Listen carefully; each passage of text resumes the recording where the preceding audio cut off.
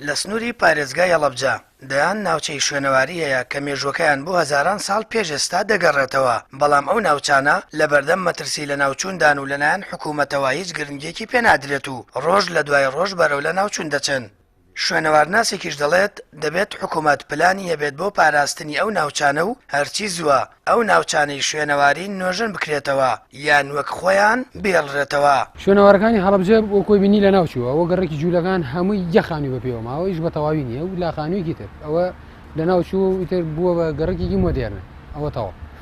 ئەمەش کۆشی ئۆسمان باشەی جافای بینی بڕیار بوو دروست بکرێتەوە ئیتر لەسەر خەریتەکەی خۆیەتی یان ناوەشێکی درۆ دوای ئەمە شوێنەوارناس وەکو چاودێرە قسەی لەسەرەکەین ئەوە دروست نەکراوەتەوە.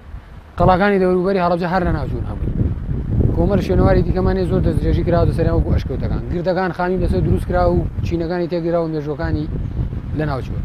چی بکرێ ئەبێ دوو پلان هەبێ، پلانێکی خێرا کە بە ئەو شوێنانی پێشان بە نۆژەنکردنەوە و دروستکردنەوەی و ئێرە و گەڕێکی جوولەکان و ئەو گردانە لە دەستی خەڵک بپارێزن و سیاز بکرێن بە خێراییشیان بۆ بکرێت.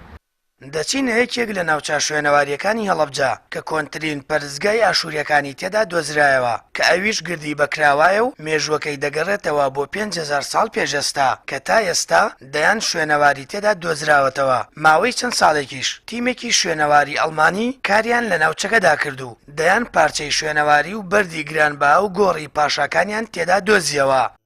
مێژی گردی بەکراوە تقریبان هەتاوکو ئێستا تەنقیباتەکان هەتاوکو ئێستا هاتبن بۆ نزیگەی 5500 ساڵ بەر لە ئێستا یعنی 3500 ساڵ بەر لە زین ئەگەرێتەوە هەتاوکو ئێستا. لە ساڵی 1920 شوێنەوارناسی بەناوبانگ سپایزەر باسی ئێراکە و زۆر بە گرنگیەوە کە شوێنەوارێکی زۆر گرنگە. دەستگای شوێنەواری عێراق ئەوەی فریای کەوت بۆی کرد هەرچی لێرە دۆزیوە بردووە بەغاو لە مۆزەخانەی بەغا تقریبان دوای لە پاریس و کۆنتاکتیانکە لەگەڵ هەندێک زانکۆی ڕۆژە ئاوا خوێندنەوە بە شتانە کرا.